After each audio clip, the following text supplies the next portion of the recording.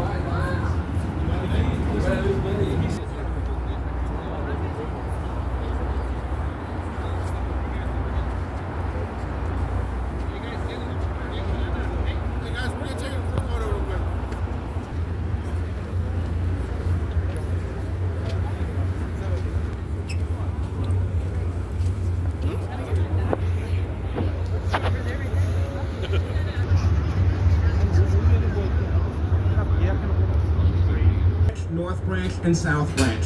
At Wolf Point, the Swing French Renaissance elements is clad with 6 different shades of white glazed terracotta, fireproof baked clay. This is the building that Chewing Gum built, designed by Graham Anderson, Probst and White. Right now, the architecture firm of Perkins and Will and Jan called that building home.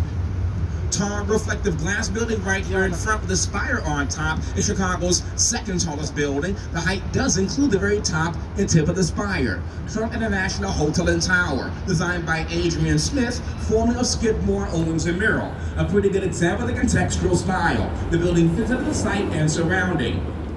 The building itself ascends in height. You have setbacks at different levels that relate to the roof lines of surrounding structures. First setback to the roof line of Wrigley. Second setback for a building across the river, and third setback to the building next door. Daytime hours, the glass is bright and reflective. When dark, it is clear and transparent. You can see directly in that space. You will then notice in floors 4 through 12, the parking garage for the building. During evening hours, see these columns rising up behind the glass. 16 and 30, the hotel space, and then to the top are condominiums. It was built between 2005 and 2009. To our left, coming up with that dome on top, initially called the Jewelers Building, was completed in 1926 to house some large jewelry firms. Those temperatures on the corners designed to hide the water tanks that control the original sprinkler system. That dome on top, late 30s, early 40s, was a restaurant and bar called the Stratosphere. It's also a room that when the building first opened, there was a speakeasy in that dome on top, often visited by Al Capone. The Al Capone part is a rumor, but it's a rumor that I spread. The building itself sold last year for $35.5 million. To our right, the steel and glass Miesian and modernist black box was in fact designed by the fathers of modern and international architecture, Ludwig Mies van der Rohe, whose very famous motto was less is more. Mies came to Chicago from Germany back in the late 30s, became head of architecture at IIT. He designed the Seagram Building in New York City, TD Center in Toronto, Lafayette Park in Detroit, and the Barcelona Chairs.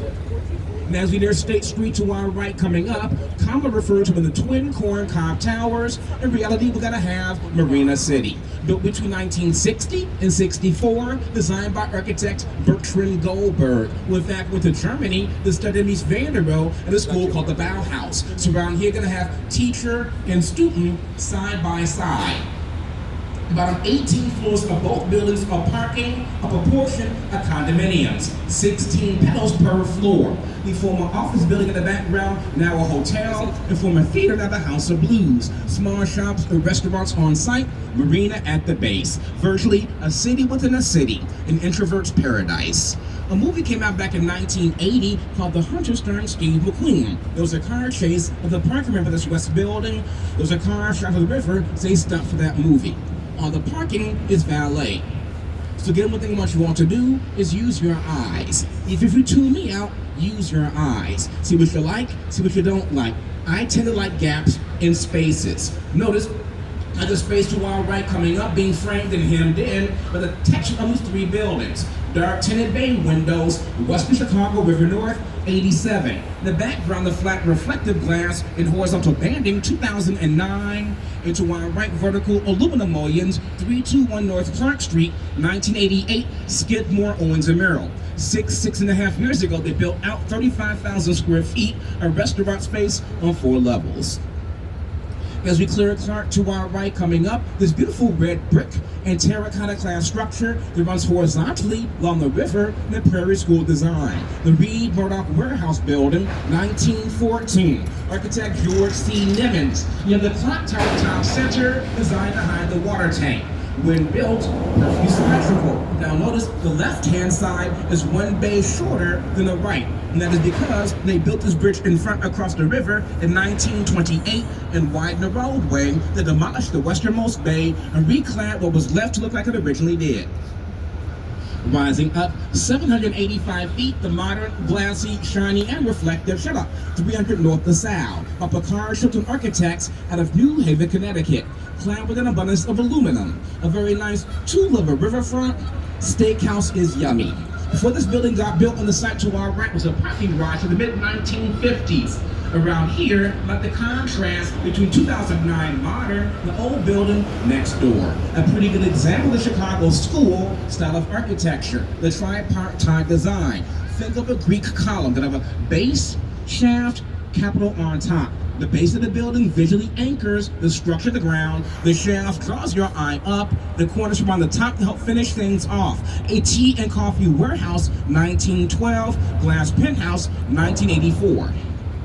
You're going to notice base, shaft, capital on many buildings, old and new, including this unbelievably huge and just ginormous building to our right coming up called the Merchandise Mart by Graham Anderson, Probst and White, Art Deco style. Limestone cladding, streamlined verticality, and setbacks as the building rises. But completed in 1930, at that time, this was the world's largest commercial building, having more than 4 million square feet of space within its walls. So massive, like 15, 16 years ago, the building had its own zip code, 60654, not being shared throughout the area.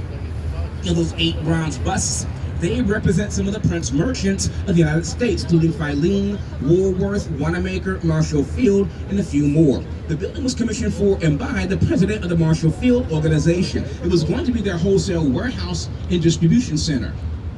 Right now they were nearing Wolf Point, where the 3 branches come together. Main branch we came down, north branch to our right, and south branch to our left. And so areas transitioned dramatically over the past 10 to 12 years. So 2020, 2023, 2016, 2016, 2017, running the corner to our left, 2020. So 6 new buildings around here over the past 10 to 12 years. And again, the most recent addition, the one to our right coming up, roughly 60-story Salesforce Tower, finished in 2023. As we transition from main branch to south, right in front of that plaza, a pretty cool sculpture that is called Constellation by Santiago Calatrava. Have time while you're here, visit that space. Your elevator gives you great views of the main branch canyon. In the dark mirror building here to our left, lantern on top, just sits in a very historic site. Back in 1860, a temporary building stood on that site called the Wigwam, held the very first ever Republican National Convention where Abraham Lincoln was nominated. There are 4 double-decker drawbridges, the Spanish Chicago River, of the 4, Lake Street in front, the oldest, 1916.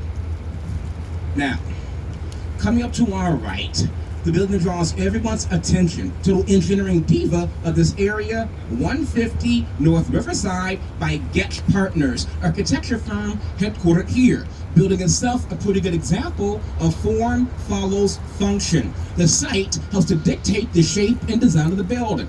So here, a very slender piece of land to work with. You're wedged in between the river and train tracks. At a conventional office building been designed where the columns come straight down. On this side, those columns will slam along the river's edge. On the other side, to the train tracks.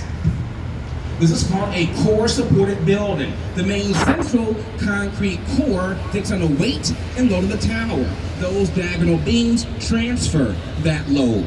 Example, hold my arm up on my body, push down on my hand, it's gonna fall right to my thigh.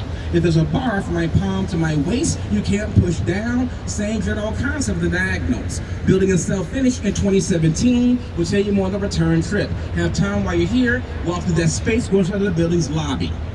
As we clear Randolph, to our left coming up about six and a half years ago, was a 5-story building from the mid-1950s.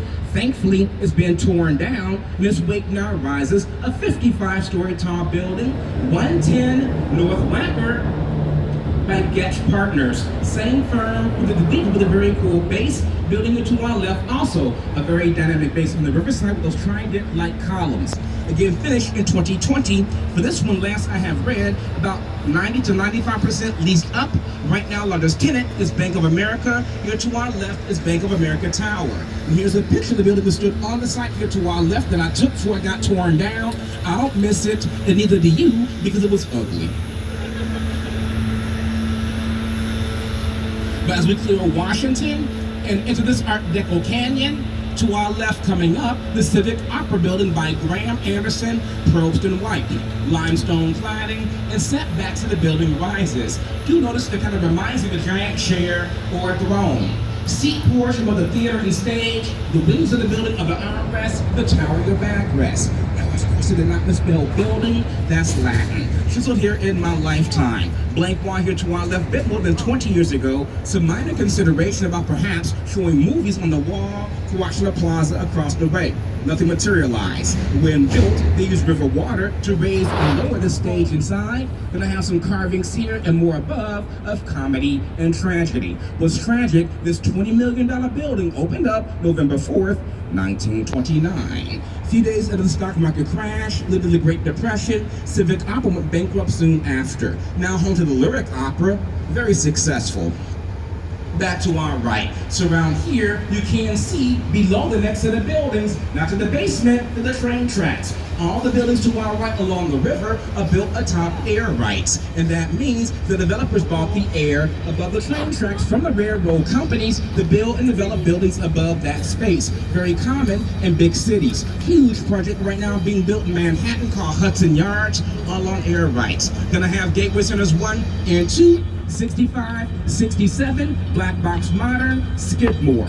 Background to our right, green glass, black cladding, sloped roof, Modern, 83, Skidmore. Taller stone clad building to our right is Postmodern, 92, Skidmore. So all 4 buildings by the same firm, 65 to 92. Again, tracks below lead to and from Union Station, a short, classically inspired building about a quarter of a block to our right, next gap, 1925.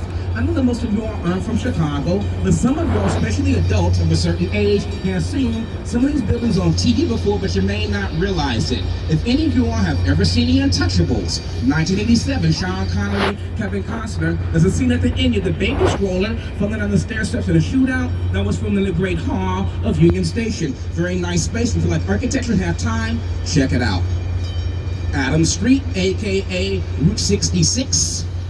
And at one time, a beautiful grand concourse of the train station stood directly here to our right. But in the name of modernization, it was foolishly torn down back in 1969, replaced with the mediocre Gateway Center 3, 1971. A short 3-story building to our right now houses a health club and corner bakery. Initially, Chicago Mercantile Exchange. And back then, pre-computer, had an exchange, had a big old trading floor. And those big trading floors that did not like a lot of interior support columns that would get in the way. Instead of using interior supports, the exit around the outside of the majority of the supporting. X-bracing, just like the John Hancock Center on North Michigan Avenue. John Hancock is vertical, that's horizontal. Now we'll discuss the building to our left, small red dot on the return trip. As we clear Jackson, to our right, the 4th and final of the Gateway buildings from 1983 by Jim DeStefano, who at that time worked for Skidmore. Again, pretty good example of architectural contextualism. The building fits into the site and surrounding. A graceful curve in the facade, a slight bend in the river in front of us. Green glass of the building, green water of the river. I know at least a third of you all at one point in the last 16, 17 years have possibly seen The Dark Knight. The Batman movie in Chicago. Opening scene, Joker and his gang, they're gonna rob Gotham Bank. They bust out a window, the office building to our right. There's a zip line to the rooftop of Gotham Bank where they bust in with the school bus.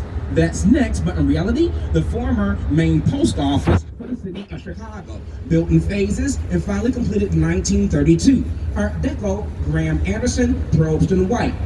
The world's busiest and biggest post office. Chicago needed the biggest, but with the mail order and catalog capital of the world with stores like Sears, Marshall Field, Montgomery Ward. We're talking roughly 2.7 million square feet of space, about 62 acres all under one roof, the perfect spot on top of train tracks. Building itself decommissioned back in '96 and sat empty for more than 2 decades. Purchased back in 2016, undergone a roughly $800 million rehab, and last I have read, about 95% leased up is now office space. The building is also now LEED certified, green technology, and one brief moment, normally cars. 1 second.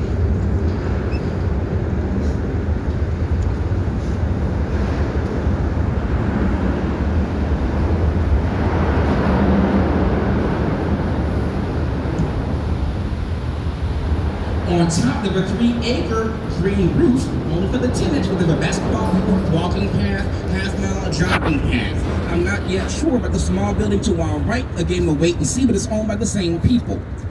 And as we clear Harrison, to our right coming up, the newer main post office, 1996, not worth your nor my time, so don't worry about it. As we clear Harrison, to our left coming up, all this vacant and broke down land, at least it used to be until 1971, was all railroad land. It was a very nice train station to our left on the corner, Grand Central Station, 1890 to 1971. About 12 years ago, 2 different developers did team up and bought most of the land to our left from the bridge above us to the one in front of us. They had like 14 acres, a lot for any city. About 10 years ago, about 10 years ago, they submitted a master plan to the city, which called for the redevelopment of that land. On all those acres, they can now build roughly 3,600 residential units. The project initially was called Riverline by Perkins and Will. So far, 2 buildings have been finished. To our left coming up, the Cooper, it is rental. In front to our left, the Reed, 41 floors, half condo, half rental. And the stones here to our left are reclaimed foundation stones from the train station, dug up from that site and reused for the Riverwalk. And I will be honest, I'm not that big of a fan of the Reed architecturally because of the parking base. Now, initial plans call for 2-story duplexes, like we see to our left in the background on the Cooper, like here. But for this one, we have 4 floors of parking on green space in the river. Not a fan of that. Their lobby is nice though. Underground parking next to water is very expensive.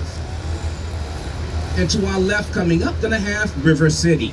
It may remind you of a complex we saw like 10 minutes ago, Marina City. If it does, it should. Designed by the same architect, Bergschwind Goldberg. But the building to our left is 20 years later, 1986. Once again, a small marina at the base for boaters on the dock in that space. They can leave their boats in the water year-round. When it gets very, very cold out, they turn on bumpers in that marina, so the water is moving and agitated so it does not freeze up. It was built as rental, converted to condominiums 6.5 years ago. Everyone got bought out for $90.5 million. It's now once again rental. And as we clear this substation, about 3 blocks to our right and to the west in the background behind Burlington, a red and white transmission tower right there to our right. That's a part of the Chicago Fire Academy. I use it as our landmark. It's very, very semi-industrial to our right, but if you ever have time while you're here, still visit the area anyway. There's an awesome old school Chicago deli on Jefferson called Manny's. Maybe eat thick corned beef sandwiches, great potato pancakes, and good beef stew. Been around since 1942. And here to our left, they've been doing some foundation work for roughly 21-story tall brand new rental building. For this one, instead of drilling caissons, they pounded in some steel piles about 75 feet down to the hard pan clay. So I guess come back in like 2.5 years to see the finished product. It's not that special. And coming up to our right with the smokestacks, old Union Station power plant in 1931. Initially coal powered. Many years natural gas, decommissioned 2011, 8 years ago, placed on the endangered buildings list. Big fear that it could be torn down. I hope that it's not. It's really cool, but it needs a lot of work and something to be turned into. So if we were to keep going in this direction for a while longer, just a while longer, 10 days or 2 weeks, promise you I couldn't talk that long, eventually make it down to the Gulf of Mexico. I will tell you how, because people do it all the time. So one of the reasons why Chicago is here today, location, location, location, and accessibility. Out of Lake Michigan, down the main branch of the Chicago River, then the south branch where we are right now, and 4 miles further down, the river flows into the Chicago Sanitary and Ship Canal, dug 1892 to 1900. That flows into the Des Plaines River, which flows to the Illinois River, which flows to Mississippi River, and down to the Gulf we go. The first Europeans, Joliet and Marquette, came to the area 1673. As we turn a decent view of the downtown skyline to our north, and we'll pick up momentarily. Hope you enjoy the city and tour, and again, welcome to Chicago. And don't forget to the bar downstairs, go up to them for a while. If you get cold, get a shot of Jack Daniels, won't be cold anymore. I promise. Or tea, or coffee, or a blanket, you have options, I'm just saying.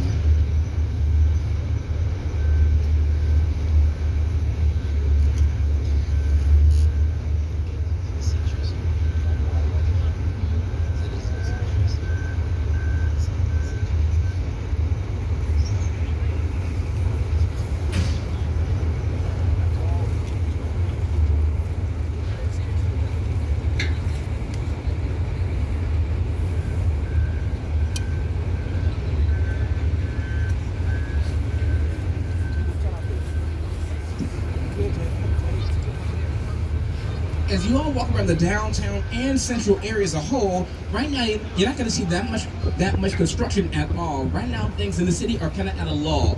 Right now in Chicago there are like 7 tower cranes, 3 on the south side, 3 downtown, 1 on the near north side, and that's about it. However, one of the more active zones downtown is called Fulton Market. About a mile north, all the way to Fulton Avenue, is 2400 north. That's 3.5 miles north of where we are. Only a few buildings survived that fire, including Chicago Water Tower and Pumping Station at Michigan and Chicago, completed 2 years before the fire. That's 2 miles north. Old St. Pat's Church on Adams and Des Plaines survived, is still there.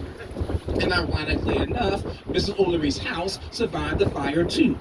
It ain't there today, it did survive the fire. The winds were blowing out of the southwest, out of the prairie, away from her home.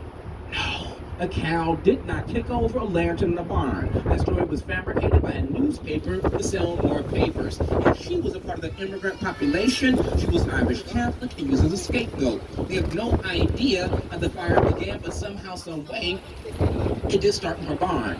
The winds that night were gusting in excess of 30 plus miles an hour, strong enough to create fire tornadoes in the downtown area. The river was so dirty, nasty, and polluted, it caught on fire.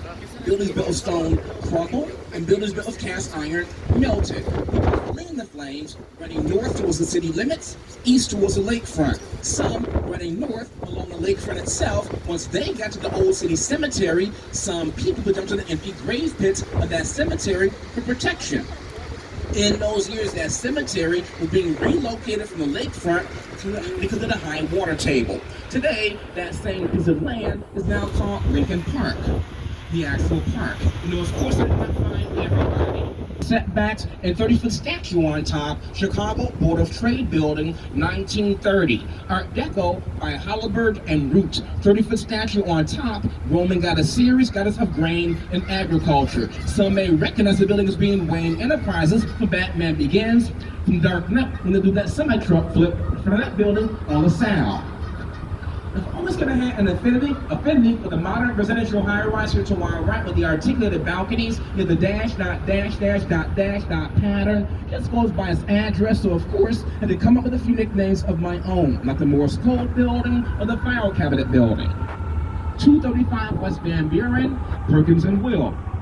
And a half mile to our right for our background. There for decoration only. Not water tanks, not mechanical space, not two mass dampers, not there. To symbolize the building is headquarters of White Castle, not designed to look at some of these wedding ring or engagement rings. Let's go through all the things people have asked before.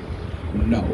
Only for aesthetics. Now, initially it took like 18 different fluorescent lights, Now everything is LED.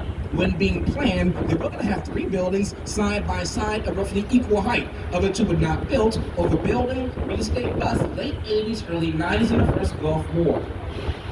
Now they kind of teased this earlier. Here to our right on the core of this building is a partial map of downtown. South Branch of the Chicago River, red dot is this building where it sits in the street grid. It's saying you are here. North Branch, Main Branch, where all 3 lines come together. Wolf Point. Again, I will be honest, pre-map, no one cared about this building. Now you can't not talk about it. So you know what? Good on them. Built 1971.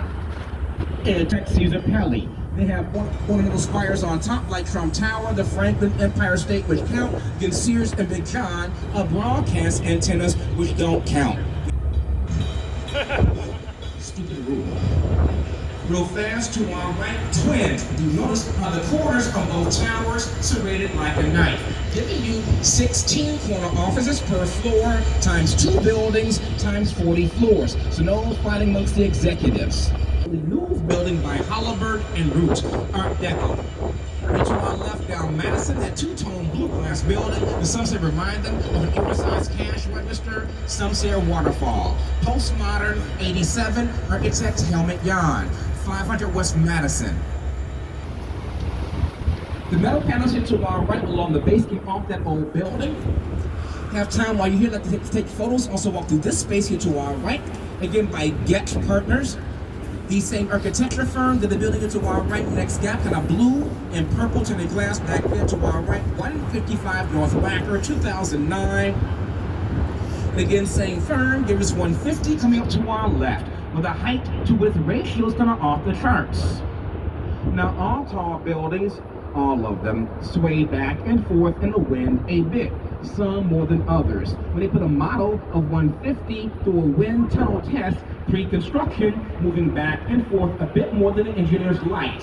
To help alleviate some of that sway, on top is a damper system, more specifically a Twin slosh damper. On top are 12 giant tanks of water. Right now those tanks hold about 160,000 gallons. It's all about inertia. Think of a ballast tank on a boat. If the winds push a building in one direction, one of those tanks slosh to the other side to counteract the forces of those winds. Those water tanks can also be used as a secondary fire suppression system of the Italian Inferno. Best example I have in a great movie. Should have been taller, George. As we transition back to the main branch, in front of us, on the third glory, a full frontal view merchandise mark. 1 block wide, half block deep, 25 stories tall. Lost its title of being world's largest in 1943 with the opening of the Pentagon. 3 buildings, side by side to our right, that have one thing in common. All 3 by the same architecture firm over 20 years. Cone, Pedersen, and Fox of New York. Same firm, tall pink building, barrels on top in front of Sears. Dead center, green glass and curve is 333 West Wacker, 1983, oldest of these 3. Favorites is The Fugitive with Harrison Ford from 1993. Also mid-90s, you're gonna have Backdraft for Kurt Russell. You had Candyman ahead of that movie. You know, My Best Friend's Wedding, I don't talk about that. Should have been a boat tour company. 1990, Home Alone, Northern Suburbs. Late 80s, Ferris Bueller's Day Off, Back to the Babysitting, Chucky, First Child's Play. And more recently, gonna have TV shows like Chicago Fire, PD and Med, Empire on Fox, Divergent was filmed here, Transformers 3. There was a Bollywood movie called Doom 3, and many more. And those from the 70s, Cooley High. And Opening for Good Times. And before my time, Bob Newhart. In my time, Family Matters, Perfect Strangers, Hill Street Blues, early edition, more recently, didn't watch it, Shameless. 1915. It's called the Eastland Disaster. EASTLAND. Short version, boat tied up here to our right. It's going to take 2,500 people to Michigan City for their picnic. That's always had ballast and ballast tank problems. They added extra lifeboats. It was 3 years at the Titanic. Top heavy, unstable, not designed very well. They rolled over onto its side right here in the river, killing more than 800 people. Again, July 24th, 1915. Burnett. The advertising firm has given us all icons like Tony the Tiger, Jolly Green Giant, back to them pop. I don't say much about the hotel here to our right because for me, it kind of ruins the street wall. Everything else is nice and flush against the sidewalk. That building is set back, and personally, I just don't like the design. I have never gone, but the Wynn Hotel to our right at State and Lake by Jackie Koo is a rooftop bar. I think that one is enclosed. But everyone kind of falls in love with that green terracotta and gold leaf plan building 2 blocks in front to our right. There is real gold leaf on top. The carbide and carbon building from 1929, Art Deco by the Burnham brothers. The sons of city planner and architect Daniel Burnham. It's rumored they got their influence from a champagne bottle, which of course is green with gold foil around top. Also realize design, that smells good. Designed and built during Prohibition. Kind of thumb their nose at that. Back in the 40s, 50s, and 60s, very popular jazz club in the base called London House. Building's been renovated, now a hotel called London House. Have time while you're here, visit the rooftop bar, great views. With the buildings to our right now rise, 1803 at this spot was constructed Fort Dearborn. But now to our left, so near Michigan Avenue, now coming into view, the elegant Gothic Revival Tribune Tower, 1925. Back in 1922, the paper sponsored an international architectural competition. Grand prize, $100,000 to any architect that can design the world's most beautiful building. Over 250 entries, that design won. Submitted by 2 New York architects, John Mead Howe, Raymond Hood. Raymond Hood went on to help design Rockefeller Center. Now the pinnacle with those upside down L's called flying buttresses, normally part of the Gothic style. 6 to 8 years ago, Chicago Tribune did vacate that building. It is now 162 condominiums. Same location was Jean-Baptiste Point du Sable at his cabin in Fur Trading Post, the founder of Chicago. Installed there back in '98. So you all may or may not know the Chicago River, which of course we are currently on, is the river that flows backwards. Now, initially, the river that flowed into Lake Michigan back in 1900 with the opening and completion of that canal that reversed the flow on purpose. The reason they did that in those years, no high rises, but industry. Like most big cities, we use the river here as a giant toilet, dumping everything we ever imagined into the river that would then flow into the lake, which is where we get our drinking water from, meaning that being sucked back into the intake ribs and pipes. The vacant land to our left at the corner by the bridge since 2005. So back then, there was a proposal for that site called the Fordham Spire. 2 years later, same architect, different developer, got an upgrade called the Chicago Spire, designed by Spanish architect Santiago Calatrava. And it was going to rise 2,000 feet. The foundation was completed. The economy killed the project. Different developers now own that land. They will not resurrect this design. They have their own vision, and it's okay. I got spoiled. You're gonna build here to our right one day to expect a roughly 85-story tall building by BKL Architecture of Chicago. This should surpass 950. Right now they're kind of in their stride that they'll probably build about 2 floors per week. You can see that right now in the bottom they're adding the HVAC system, so stay tuned. All right, I think should be somewhere in Nantucket or Cape Cod on the East Coast, Chicago Marine Safety Station, 1933. And of course, beyond that break wall, Lake Michigan, third largest of the 5 Great Lakes, but the only one that lies entirely the boundaries of this country. The 5 Great Lakes, second deepest, maximum depth, 923. All 5 Great Lakes combined are about 20% of the entire world's fresh water. Position 1893, another Star Century of Progress World's Fair, 1933-34. Stars on a flag of the 4 F's, Fort, Fire, Fair, and Fair. And as we spin of a fair view of the downtown skyline to our west, with different heights, shapes, colors, materials, and eras the buildings were built in. They all have their own personality and say something different. So welcome to my office.